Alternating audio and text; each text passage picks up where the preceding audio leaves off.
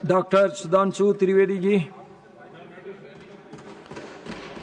माननीय सभापति महोदय, हम वंदे मातरम से अब ट्रांजिट करके इलेक्टोरल रिफॉर्म्स की तरफ जा रहे हैं, तो मैं ये कह के अपना विचार प्रारंभ करता हूं।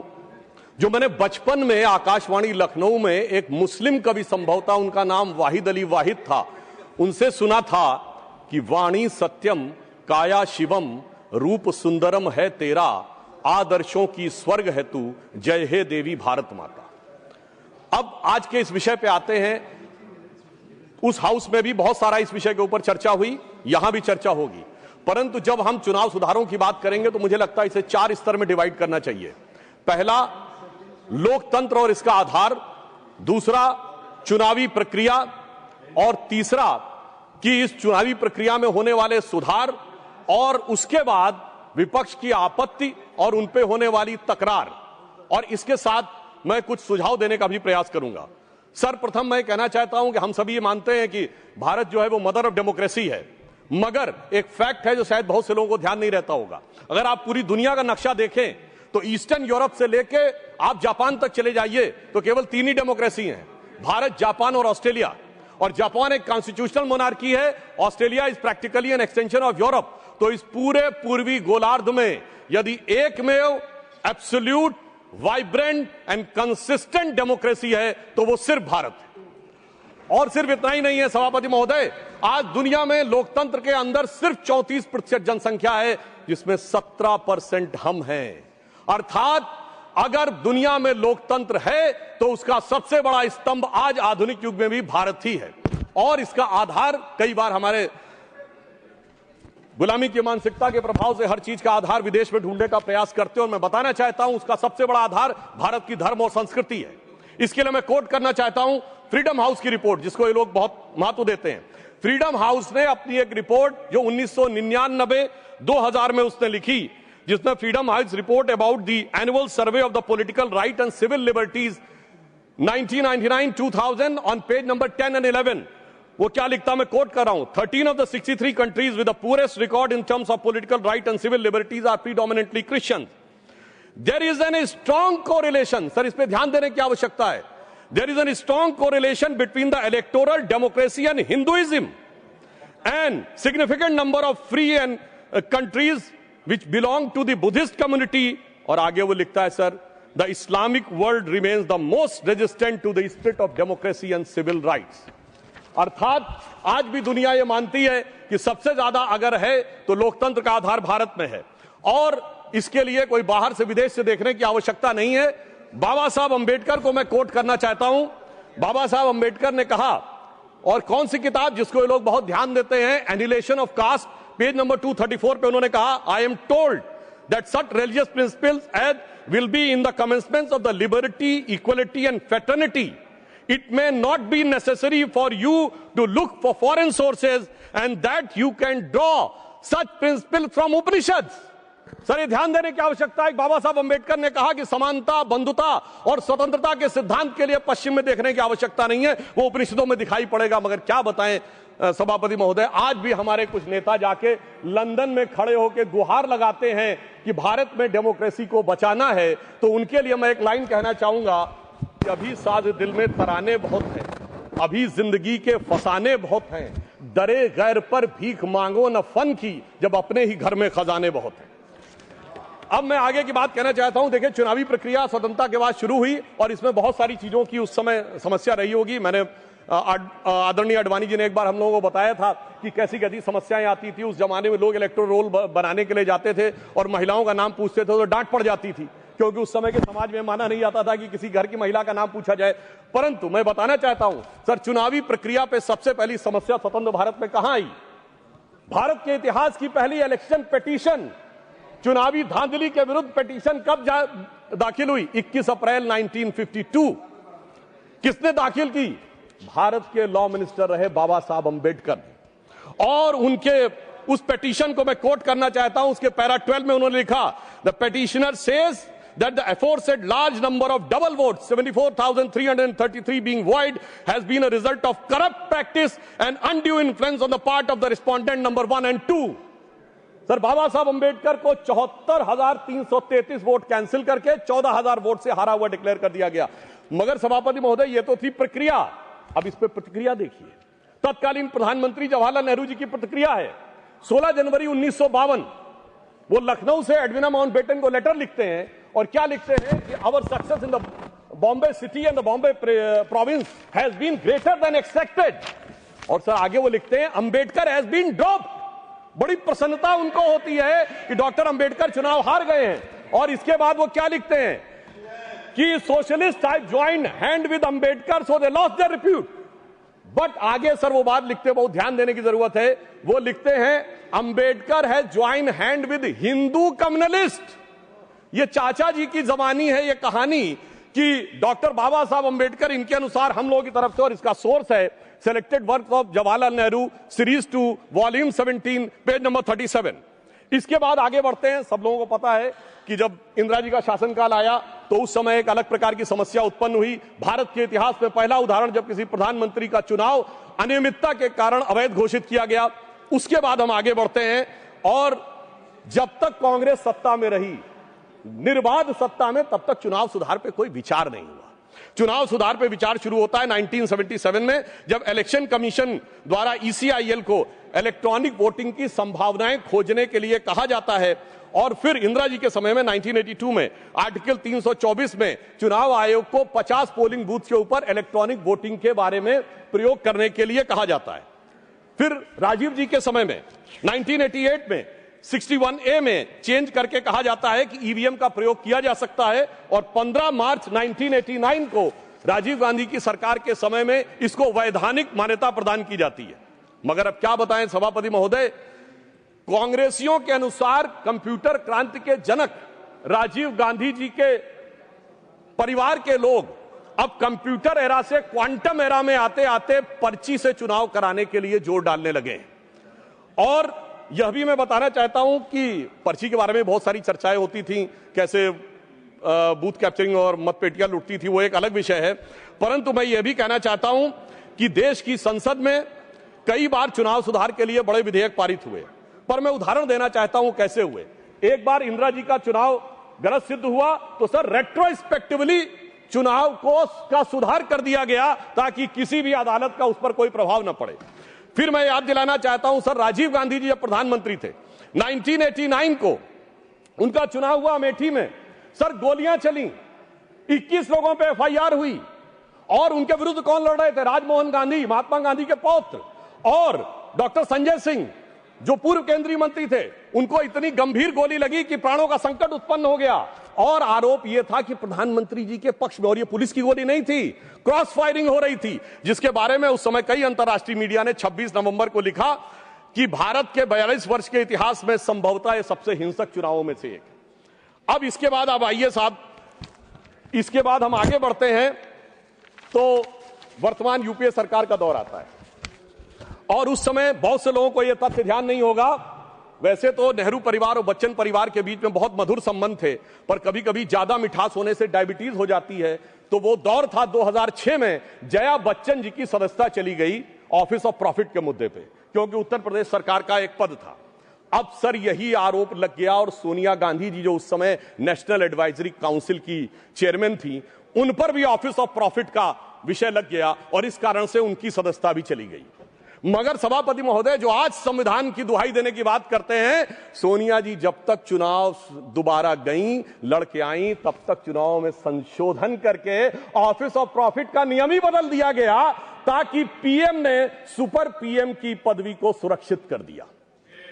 अब मैं यह भी बताना चाहता हूं सर, उसके बाद वास्तविक अर्थों में चुनाव सुधार की शुरुआत तब हुई जब भारतीय जनता पार्टी शक्तिशाली हुई, 1990 का दशक, और ये देश की यूनिपोलर पॉलिटिक्स बाइपोलर हुई। वोटर आईडी कार्ड 1993 में आया, केंद्रीय सुरक्षा बलों की तैनाती 1996 में प्रारंभ हुई। पहले बूथ वाइज काउंटिंग नहीं होती थी सर, उसमें आसानी जानते क्या होती थी कि अगर किसी मतपेटी में ज्यादा बूथ कैप्चरिंग करके मत डाल दिए तो उसमें काउंटिंग का चक्कर ही नहीं है, सब मिला दिए जाते थे। वो शुरू हुई। अटल जी की सरकार के समय में सीसीटीवी का प्रयोग शुरू हुआ, पहले प्रायोगिक तौर के ऊपर, और 2005 से सीसीटीवी की परमानेंट सीसीटीवी यूज होने लगा। अब इसे महज संयोगी माने कि 2005 के बाद से कभी राजद और कांग्रेस को बिहार में बहुमत का अधिकार नहीं मिला।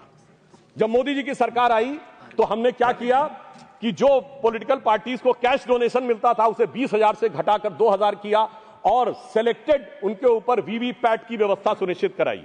और मैं ये भी याद दिलाना चाहता हूं, एक पार्टी जो अपने आप को बहुत ईमानदार कहते थे, वो 20,000 की चाय पिलाते थे।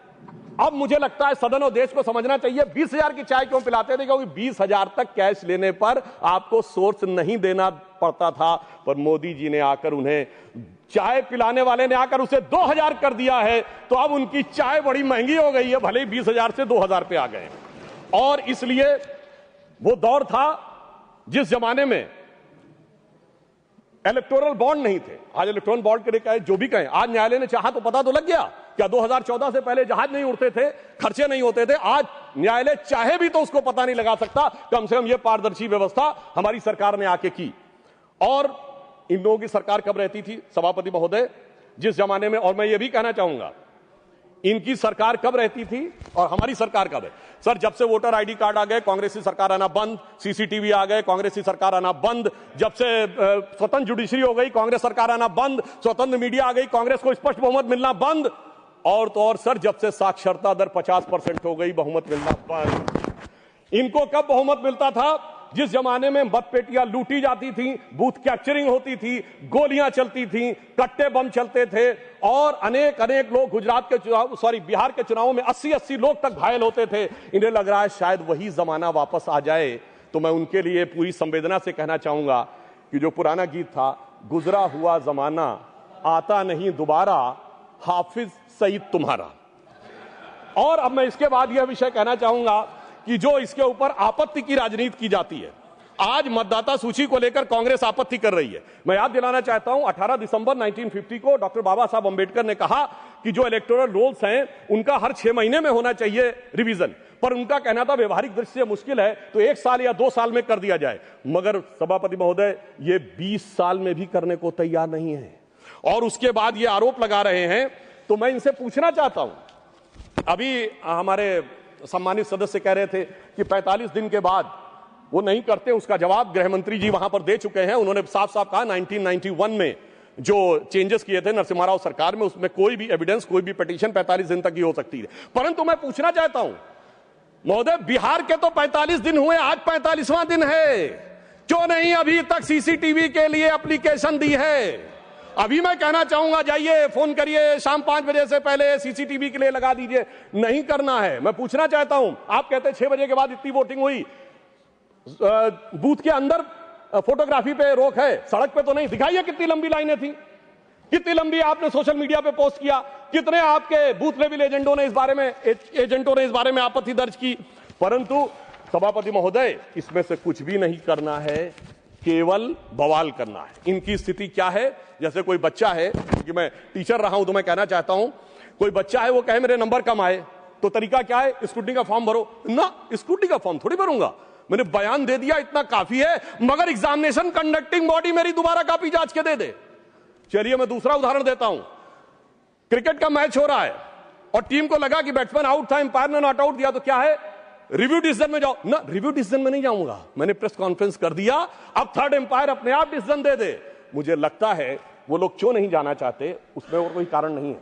अभी तक लोकतंत्र को वो समझ नहीं पाए हैं कि एक चाय वाले ने आकर जो स्थान ग्रहण कर लिया है, तो जो साहिब आलम थे, जो फर्जंद अंजुमन थे, जो वली अहद सल्तनत थे, जो मानते थे राज करना उनका जन्मसिद्ध अधिकार है, वो इन चीजों के ऊपर अभी तक तय नहीं कर पाए। अब मैं दूसरी बात बताना चाहता हूं सर, बड़ी विचित्र बात है, एक बार कांग्रेस पार्टी के बड़े नेता विदेश जाते हैं, फिर आके एक सो कॉल्ड हाइड्रोजन बम फोड़ते हैं, फिर लौट के जाते हैं दूसरा बम फोड़ते हैं। पर मुझे आश्चर्य लगता है सर, कर्नाटक के मुद्दे पे प्रेस कॉन्फ्रेंस होती है और वो दिल्ली में होती है। कर्नाटक में आपकी सरकार है, न वहां का सीएम, न डिप्टी सीएम, न प्रदेश अध्यक्ष, और आपके तो राष्ट्रीय अध्यक्ष भी कर्नाटक से हैं सभापति महोदय, वो भी नहीं रहते हैं। और कर्नाटक पे पीसी होती है और उन्होंने कहा हाइड्रोजन बम फोड़ेंगे। तो इस पे मुझे याद आता है, एक पाकिस्तान के मंत्री थे, शायद वो राशिद चौधरी उनका नाम था, जिन्होंने कहा था हमारे पास पाव पाव भर के एटम बम है। मगर मुझे लगता है जो कांग्रेस ने हाइड्रोजन बम छोड़ा वो शायद पाव भर का नहीं, छटाक भर का भी नहीं था। और वैसे मैं ये भी बता देना चाहता हूं, आप जब सरकार में थे तब भी बम नहीं छोड़ पाए थे। 1974 का परमाणु विस्फोट बम के लिए नहीं हुआ था। सरकार का ऑफिशियल बयान था कि ये केवल शांतिपूर्ण कार्यों के लिए हुआ है। ऑन द कॉन्ट्रेरी 11 और 13 मई 1998 को अटल जी की सरकार ने जब किया तो भारत ने कहा था we are the nuclear state. तो हाइड्रोजन बम सरकार में भी हम ही ने बनाया था और आप न विपक्ष में कर पा रहे हैं न सत्ता पक्ष में रह के कर पा रहे थे। अब मैं दूसरी बात कहना चाहता हूं, जो वोट चोरी की बात बहुत होती है, तो मैं याद दिलाना चाहता हूं बिहार का चुनाव संपन्न हुआ है। कोई कहे चोरी हो गई तो उसके पास कुछ होना चाहिए सामान जिसकी चोरी हो गई। तो मैं आंकड़ा रखना चाहता हूं सदन के सामने, विगत 35 सालों से किस ढंग से कांग्रेस का वोट घट रहा है। 1990 में 71 सीटें जीती, 24% वोट, 103 पे जमानत जब्त। 1995 29 सीटें जीती, 16% वोट, 167 पे जमानत जब्त। सन 2000 में 23 सीटें जीती, 11% वोट, 231 पे जमानत जब्त। 2005 में पूरी सीटें लड़े नहीं, कुल लड़े 58, जिसमें जीते 9, 6% वोट। और 2010 में सर 4 सीटें जीते, 6% वोट पाया, 216 पे जमानत जब्त। भाई साहब मैं पूछना चाहता हूं आपके पास था क्या जो चोरी हो गया? इसीलिए मुझे एक चीज याद आती है, जो हमारे ग्रामीण क्षेत्रों में एक कहावत है कि जब वो चोरी की गुहार लगाते हैं तो फटक चंद गिरधारी, ना लुटिया ना थारी, और चौराहे पे चीख रहे हैं चोरी हो गई हमारी। अब मैं ये भी बताना चाहता हूं सर, एक बात और इससे अच्छी हो गई, जब इन्होंने मतदाता सूची पर आरोप लगाना शुरू किया है, इसका अर्थ ये हो गया सर ईवीएम के आरोप से विड्रॉ कर लिया है। क्योंकि ये तो कहते थे ईवीएम में गड़बड़ है, बटन दबाते हैं वोट भाजपा को पहुंच जाता है। यदि इनका आरोप सही माना जाए, मैं एक बात कह रहा हूं, यदि इनका आरोप सही माना जाए, अगर ईवीएम मैनेज थी तो किसी को वोटर रोल मैनेज करने की जरूरत क्या है? या तो वो सच था या ये सच है। हकीकत न वो सच था न ये सच है। इनके दिमागों में जैसे आज ईवीएम से पीछे हटे हैं, हकीकत में क्या है इनकी स्थिति सभापति महोदय ये है, ये कहावत होती है नाच न जाने आंगन टेढ़ा, मगर सर इन पे लागू नहीं होती है। ये कहते हैं आंगन ही नहीं टेढ़ा है, छत भी टेढ़ी है, दीवार भी टेढ़ी है, जमीन भी टेढ़ी है, छज्जा भी टेढ़ा है, खंभा भी टेढ़ा है, पर क्या करें, टेढ़ा है पर मेरा है। सभापति महोदय वास्तविकता में इन्हें अपना दिमाग जो टेढ़ा हो गया है उसे सीधा करने की आवश्यकता है। और अंदर लाइटर नोट में एक और बात कहना चाहूंगा, प्राचीन काल में अश्वमेध यज्ञ होता था, तो अश्वमेध यज्ञ का घोड़ा छोड़ा जाता था। मैं यहां कैविएट लगा कह दूं, मैं किसी के व्यक्तिगत अपमान के लिए नहीं, उपमान के लिए कह रहा हूं, ठीक, फॉर द सिमिली। सर वो जब छोड़ा जाता था तो जहां जाता था वहां विजय का मार्ग प्रशस्त कर देता था, पर इनके पास एक ऐसा अश्वमेध यज्ञ का घोड़ा है जो जहां जाता है पराजय का मार्ग प्रशस्त कर देता है। और मैं यह भी कहना चाहता हूं, सिर्फ हमारे नहीं, भारतीय जनता पार्टी से नहीं, सर केरल में तो हम नहीं है, सत्ता में कभी नहीं आए। केरल में एक बार लेफ्ट फ्रंट आता था, एक बार यूडीएफ आता था, पर जब से ये वहां पहुंचे हैं ऐसा यज्ञ किया है कि इस बार एलडीएफ दोबारा आ गया। मैं पूछना चाहता हूं केरल में वोट चोरी किसने कर ली मेरे भाई बताओ? क्योंकि कारण क्या है कि जो इन बात को समझने के लिए तैयार नहीं रहते हैं, उसका एक कारण। दूसरा ये कहते हैं परसेंटेज ऑफ वोट हमारा बड़ा, देखिए नजदीक था फिर भी सीटें क्यों कम हो गई, उसका कारण है इनको वोट का वितरण देखना चाहिए। मैं उदाहरण देना चाहता हूं, हरियाणा में सबसे बड़ी जीत किस कॉन्स्टिट्यूएंसी में हुई? हुड्डा साहब नहीं जीते, फिरोजपुर जिरका में मम्मन खान 98,000 से जीते। झारखंड में सबसे बड़ी जीत कहां पे हुई? वहां पे पाकुड़ क्षेत्र में निशात आलम 86,000 से जीते। दिल्ली में आम आदमी पार्टी के मटिया महल में 42,700 से जीते आले मोहम्मद इकबाल। और लोकसभा चुनाव में सबसे बड़ी जीत असम की धुबरी सीट पर कांग्रेस के रकीबुल हसन 10,25,000 से जीते। तो मैं इनसे कहना चाहता हूं आपका वोट का वितरण समान नहीं है, कहीं कहीं ज्यादा गहरा है। जहां दिल का रिश्ता ज्यादा गहरा है वहां वोट ज्यादा गहरा है। जब आप उसको समझ पाएंगे तो ये वोट परसेंटेज के अंतर को आप भली भांति समझ सकते हैं। और मैं एक और बात कहना चाहता हूं कि जो लोग आज वोट का आरोप लगाते हैं सभापति महोदय, वो खुद का चुनाव कैसे कराते हैं? 6 सितंबर सन 2022 को खड़गे जी के अध्यक्ष का चुनाव हुआ, मीडिया में रिपोर्ट आई कि 22 कांग्रेस के नेताओं ने लिख के दिया कि भाई साहब वो जो मतदाता सूची है कांग्रेस के अंदरूनी चुनाव की वो तो बता दीजिए। और मतदाता सूची कांग्रेस ने अंदरूनी चुनाव की नहीं दिखाई। और वो लोग कह रहे हैं कि 28 पीसीसी हैं प्रदेश कांग्रेस कमेटियां, क्या सबके पास जा जाकर हमें वो लेनी पड़ेगी? मगर साहब जिन्होंने अपनी मतदाता सूची नहीं दिखाई, चुनाव आयोग को मतदाता सूची के लिए लिख नहीं रहे हैं और वो आकर हमें ज्ञान दे रहे हैं, इन्हीं के लिए कहा गया है खुद मियां फजीहत और दूसरों को नसीहत। और वैसे कांग्रेस में पूर्व में सीताराम केसरी जी किस ढंग से हटे ये सबको पता है। कांग्रेस के आंतरिक चुनाव में जब जब चुनाव हुआ तब तक कांग्रेस टूट जाती थी। मैंने बचपन में अटल जी का एक भाषण सुना था और वो उसमें उन्होंने कहा कांग्रेस के तो इतने टुकड़े हुए, Congress R, Congress S, Congress U, Congress O, Congress I, Congress U, Congress मैं, कांग्रेस तू, कांग्रेस आई, कांग्रेस गई। अब ये मैं बताना चाहता हूं, ये इकलौती पार्टी है जिसने महोदय राष्ट्रपति चुनाव में अपने अधिकृत उम्मीदवार को हरवा दिया। देखिए चुनाव और संविधान के प्रति कितनी इनके अंदर अच्छा। और उस विषय का उल्लेख दूसरे सदन में कर चुके हैं गृह मंत्री जी कि 1946 में किस ढंग से नेहरू जी चुनाव जीते। मगर महत्वपूर्ण बात यह है, यह विश्व का इकलौता चुनाव होगा जो 26 अप्रैल 1946 को कैबिनेट मिशन प्लान के तहत हुआ था, जिसमें नेहरू जी 0 वोट पाकर बन गए। 1 वोट पट्टाभी रमैया को, 1 वोट कृपलानी जी को और सारे वोट सरदार पटेल को, 0 वोट नेहरू जी को। और सोर्सेस की बात करेंगे, मौलाना आजाद की किताब इंडिया विंस फ्रीडम और कृपलानी जी की किताब माई डेज विद गांधी और India from Curzon to Nehru and thereafter Durgadas की किताब, उसमें जाके एक एक चीज का वर्णन पढ़ लें। मगर महत्वपूर्ण बात क्या है महोदय, महात्मा गांधी चाहते थे कि नेहरू आए, मगर फिर भी प्रदेश कमेटियों ने नहीं भेजा। आज मैं कहना चाहता हूं, सोनिया गांधी जी ने चाहा तो कम से कम प्रदेश कमेटियों ने नेहरू खड़गे जी का नाम तो भेज दिया। मतलब आज सोनिया गांधी जी उस समय की महात्मा गांधी ज्यादा ताकतवर दिख रही हैं और खड़गे जी नेहरू जी से ज्यादा ताकतवर दिख रहे हैं। कम से कम इस बात को इनको समझना चाहिए। और उससे पहले सभापति महोदय, आजादी से पहले के दौर में 1916 में इन्होंने सेपरेट इलेक्ट्रेट मान लिए मुस्लिम लीग के। और आज की जनरेशन को ना पता हो, सर पृथक निर्वाचन क्षेत्र जानते क्या होते थे? कोई रिजर्व कॉन्स्टिट्यूंसी नहीं थी, प्रत्याशी भी मुस्लिम होगा, वोट देने वाला भी मुस्लिम होगा। और उन कॉन्स्टिट्यूंसीज का नाम था मोहम्मडन कॉन्स्टिट्यूंसीज और बाकी का जनरल नहीं, नॉन मोहम्मडन कॉन्स्टिट्यूंसी, जैसे देश मोहम्मडन का ही हो। इसलिए महोदय तब ये इन्होंने पृथक निर्वाचन क्षेत्र बनाए थे। अब ऐसा लग रहा है कि ये घुसपैठियों के लिए पृथक निर्वाचन क्षेत्र बनाने का प्रयास कर रहे हैं। अब जो एसआईआर के ऊपर इनको आपत्ति है, तो मैं सिर्फ एक फैक्ट रखना चाहता हूं, बिहार में सीमांचल से जुड़े तमाम जिलों के अंदर कुल आबादी से 125% आधार कार्ड है। उसके बाद इनको नहीं लगता कि उसकी जांच होनी चाहिए। यदि 5 महीने के अंदर 5-5 लाख लोग रेजिडेंसी के लिए अप्लाई कर रहे हैं और ज्यादातर के आधार कार्ड बंगाल के सीमावर्ती जिलों से बने हुए हैं, इन्हें नहीं लगता कि उसके ऊपर होना चाहिए। मैं याद दिलाना चाहता हूं, अगस्त 2005 में ममता बनर्जी जी, हाँ जी बिल्कुल, आप बैठिए, बिल्कुल साहब, ये सबको पता है, बिल्कुल ये रिकॉर्ड है, आप सुनिए। और ऑथेंटिक बोल रहा हूं सभापति महोदय, अभी इनके लिए और समस्या होने वाली है। सर अगस्त 2005 में भारत की संसद में ममता बनर्जी जी ने भारत के इतिहास में सबसे अलग घटना की, जब स्पीकर के ऊपर फेंक दी थी फाइल। क्योंकि वो कह रही थी घुसपैठियों पे चर्चा नहीं कराई जा रही है। मगर आज ये लोग कैसे बदल गए, इसे देख के मुझे याद आता है सभापति जी कि देख तेरे संसार की हालत क्या हो गई, भगवान कितना बदल गया इंसान। अब मैं ये भी कहना चाहता हूं, मुझे ये समझ में नहीं आता है सभापति महोदय कि ये लोग गैर कानूनी चीजों के साथ क्यों खड़े होते हैं। जब एसआईआर आएगा ये कहेंगे वोटर आईडी नहीं दिखाएंगे। रिकॉर्ड पे जा रही है, प्लीज टेक योर सीट। अब सुनिए सर, जब सीए आएगा ये कहेंगे कागज नहीं दिखाएंगे। जब वक्फ बोर्ड आएगा तो ये कहेंगे कि साहब हम जमीन के कागज नहीं दिखाएंगे। मुझे समझ में नहीं आता है कि गैर कानूनी कामों वालों के साथ ये हमेशा खड़े हुए क्यों दिखाई पड़ते हैं। अब संवैधानिक संस्थाओं की बात आती है तो मैं याद दिलाना चाहता हूं, इस देश में चुनाव आयुक्तों की बात आती है तो अटल जी की सरकार एक वोट से गिरी थी। तब चुनाव आयुक्त कौन था? मनोहर सिंह गिल। तुरंत चुनाव क्यों नहीं कराया गया? अप्रैल 99 में सरकार गिरी थी, मई में हो जाने चाहिए थे चुनाव। 6 महीना पीछे क्यों ले जाए गए?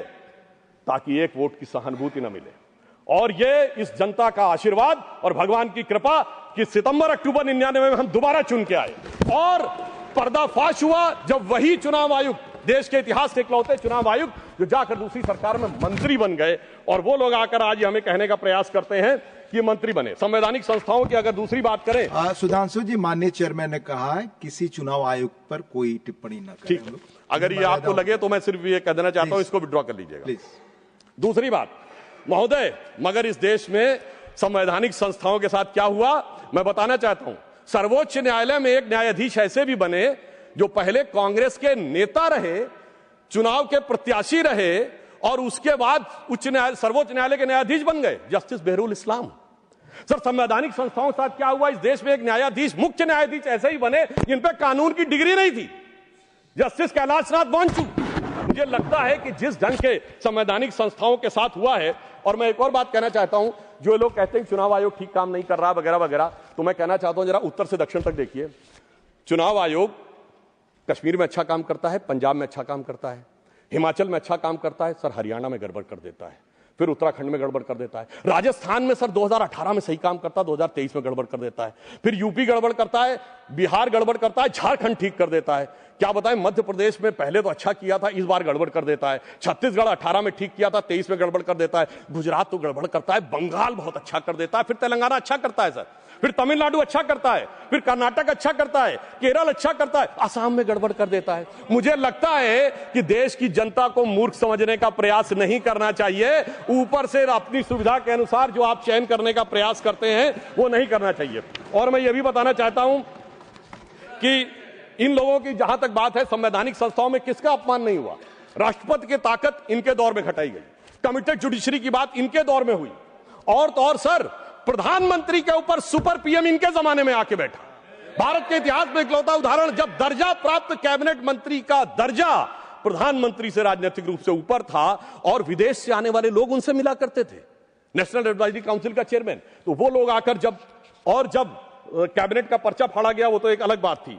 अब मैं बताना चाहता हूं एक विषय और, कि विषय सिर्फ यहां एसआईआर नहीं है, विषय चुनाव आयोग नहीं है। देश की हर व्यवस्था के बारे में दुष्प्रचार करना है। इन्होंने रफाल के बारे में दुष्प्रचार किया। इन्होंने जाकर उस समय कहा, 20 जुलाई 2018 को लोकसभा में आके कहा कि फ्रांस के राष्ट्रपति से बात हुई और उन्होंने रफाल के लेकर आपत्ति दर्ज की। शाम तक फ्रांस की सरकार का खंडन आ गया। 2019 में इसी मुद्दे के ऊपर चौकीदार चोर कहने पे सर्वोच्च न्यायालय से माफी मांगनी पड़ी। अगर उसके बाद आप देखें, इन्होंने सर्जिकल स्ट्राइक पर सेना के बारे में दुष्प्रचार किया, बालाकोट में एयरफोर्स के बारे में दुष्प्रचार किया, और उसके बाद अगर आप देखें तो उन्होंने भारत की अर्थव्यवस्था को लेकर कहा, एचएएल के बारे में दुष्प्रचार किया। सर एचएएल के पास आज 81,000 करोड़ के ऑर्डर्स हैं। इन्होंने कहा एलआईसी बर्बाद हो गई। सर एलआईसी ने 31,000 करोड़ का ऑल टाइम हाई प्रॉफिट किया है। इन्होंने SBI, state bank of India के बारे में कहा, sir state bank of India ने प्राइवेट सरकार मिला के 77,000 करोड़ रुपए का प्रॉफिट किया है। इन्होंने कहा कोविड के बारे में दुष्प्रचार किया। उसके बाद इन्होंने राम मंदिर के मुहूर्त के बारे में किया। अर्थात मैं ये कहना चाहता हूं, इनका उद्देश्य कोई ना कोई बहाना ढूंढकर सरकार के विरुद्ध बिना बात के प्रचार करते रहना है। इसलिए मैं एक पंक्ति इनके लिए कहना चाहूंगा, वो पैरवी तो झूठ की करता चला गया। झूठ शब्द अगर गलत हो तो उसे असत्य से रिप्लेस कर दीजिएगा। तो वो पैरवी तो असत्य की करता चला गया, बस उसका चेहरा उतरता चला गया और रंगत समझ में आई, मगर आई देर से, कच्चा था बहुत, रंग उतरता चला गया। अब मैं बताना चाहता हूं सर, बिहार का हाल का संपन्न चुनाव हुआ है। ये लोग वो हैं जो राजनीति का शॉर्टकट करते हैं, जातियों का कॉम्बिनेशन बनाओ, जैसे कभी गुजरात में खाम KHAM, फिर कभी हरियाणा में अजगर, तो कर्नाटक में अहिंदा, तो कभी यूपी बिहार में MY। तो एक जमाने में लालू प्रसाद यादव जी कहे थे कि बिहार में भूरा बाल साफ कर रहा हूं, 4 जातियों का नाम ले, मगर सर उनके पिताजी बेटे ने कहा, अरे काहे परेशान हो रहे हैं, बेटे ने तो सर काम ही खत्म कर दिया, उसने भूरा बाल नहीं पूरा बाल साफ करवा दिया, मुंडन करवा दिया। तो इसलिए मुझे लगता है उसको उसकी आवश्यकता ही नहीं है। और मैं अंत में सभापति महोदय कुछ सुझाव भी देना चाहता हूं। आज इलेक्शन जिस दौर में पहुंच गया है, टेक्नोलॉजी इस दौर में पहुंच गई है, AI का दुरुपयोग होने की संभावना अगले लोकसभा चुनाव तक बहुत हो जाएगी। मुझे लगता है इस बारे में सरकार निश्चित रूप से कोई ना कोई कदम उठाएगी, और जो लोग पब्लिक प्लेटफॉर्म्स में हैं उनको अपने AI सिग्नेचर्स यानी AI प्रिंट्स के बारे में ऑथेंटिक रूप से इस्टेब्लिश करने के बारे में विचार करना चाहिए, क्योंकि अन्यथा ये आने वाले समय में वॉइस रिकॉग्निशन और अन्य चीजों में प्रॉब्लम हो सकती है। दूसरा, मेरा मानना है कि जो सर्टिफाइड जो मान्यता प्राप्त राजनीतिक दलों के प्रत्याशी नहीं हैं, उनके नामांकन के लिए जो संख्या निर्धारित है उससे कुछ बढ़ाना चाहिए प्रस्तावकों की, ताकि गंभीर लोग आ सकें। जो राजनीतिक दल मान्यता प्राप्त करना चाहते हैं उनके भी सपोर्टर्स की एक सब्सटेंटिव संख्या दिखानी चाहिए, ताकि ईमानदारी से जो लोग राजनीति करना चाह रहे हैं वही लोग उसमें आ सकें। दूसरी बात मैं ये भी कहना चाहूंगा सर, जिस प्रकार के शब्दों का प्रयोग होता है राजनीति में उसे अवॉइड करने की कोशिश करनी चाहिए। अब कोई पार्टी कहती है वोट जिहाद, सर ये फर्रुखाबाद में 2024 में सपा की पार्टी के मंच से हुआ था। सर अभी चुनाव में, जुबली हिल्स के चुनाव में कांग्रेस मतलब मुसलमान, मुसलमान मतलब कांग्रेस, ये क्या है सर? मुझे लगता है इसके बारे में हम लोगों को सोच समझकर विचार करना चाहिए। और इसके अलावा कुछ शब्द ऐसे होते हैं जिनमें किंतु परंतु का स्कोप नहीं रहता है। जैसे उदाहरण के लिए, अगर कोई यह कह रहा है कि मोदी जी की बोटी बोटी काट डालूंगा, और इसी बिहार के चुनाव में मोदी जी की माता जी को गाली दी गई। गालियों का अब शब्दकोश भी अवेलेबल है। कम से कम चुनाव सुधारों में अब इन चीजों से हम सबको दलगत भावना से ऊपर उठकर आना चाहिए, अन्यथा वो अराजकता की तरफ, भाषा की अराजकता से समाज में अराजकता की तरफ जा सकते हैं। और मैं एक और बात कहना चाहता हूं सर, जिस ढंग के चुनावी वादे किए जा रहे हैं, कोई कह रहा हर घर को सरकारी नौकरी दे देंगे, और 2024 में सर कांग्रेस ने कहा 8,500 खटाखट। तो मैं ये बताना चाहता हूं सर, 1 लाख रुपए हर परिवार को देने की बात कहते हैं। भारत की 145 करोड़ की जनसंख्या है सर, 1 मिनट में खत्म कर रहा हूं। उसमें कुल मिला के 31 करोड़ परिवार हैं, यानी 31 लाख करोड़ बांटेंगे, और भारत की रेवेन्यू रिसीव 2024 में 27 लाख करोड़ थी। इससे बात समझ में आ जाता है कि वो किस प्रकार से लोगों में भ्रम पैदा करने का प्रयास कर रहे हैं। पर अंत में मैं ये कहना चाहता हूं कि आप जिस प्रकार के लोगों को साथ में लेकर सोच रहे हैं कि आप चुनाव जीत जाएंगे, यह भविष्य में आपके लिए बहुत बड़ी चुनौती बनेगी। एक उदाहरण सर मैं अवश्य देना चाहूंगा। सिलहट का चुनाव हुआ था, भारत के इतिहास में इकलौता चुनाव जिसमें यह तय होना था विभाजन से पहले कि वो भारत में रहेगा कि बांग्लादेश में। वोटिंग होनी थी, और उस समय जोगेंद्रनाथ मंडल वहां के नेता थे, और उनकी जाति के लोग वहां अधिक थे। उन्होंने मुस्लिम लीग से समझौता कर लिया, वहां चले गए, और उसके बाद कोई जाके अक्टूबर 1950 में उनका वो पढ़ ले तो साफ समझ में आ जाता है कि जो कट्टरपंथी राजनीति के साथ रहकर बढ़ने का प्रयास करते हैं उनके साथ क्या होता है। और अंत में सभापति महोदय, मैं सिर्फ ये कहना चाहूंगा कि आप सब लोग इस विषय पे साथ आइए, वर्तमान के चक्कर में भविष्य को मत बिगाड़िए। अटल जी की कविता थी, भरी दोपहरी में अंधियारा, सूरज परछाई से हारा, वर्तमान के मोह पाश में आने वाला कल न भुलाएं, आओ मिलकर दिया जलाएं। और अंत में मैं एक और बात सर कहना चाहता हूं, एक पंक्ति, ये देश बदल रहा है। स्वामी विवेकानंद ने कहा था कि उनके शरीर छोड़ने के 1 शताब्दी बाद ये देश उभरेगा। श्री अरविंदो ने कहा था कि 175 वर्ष का यह संक्रमण काल है जो रामकृष्ण परमहंस के जन्म से प्रारंभ हुआ। 1836 से 175 जोड़िए 2011, 2012 में भारत अब नया स्वरूप ले रहा है। तो मैं ये कहते हुए अपनी विषय को समाप्त करता हूं सर कि जेन जी के युवाओं जागो, पुनः नया युग आया है, भारत मां की शक्ति जगी है, धर्म ध्वजा लहराया है, और भारत मां अंगड़ाई लेती, सुप्त चेतना जाग रही, ऋषि मुनियों की देवधरा फिर अपना रूप निहार रही। धन्यवाद। सुश्री दोला सेन, क्या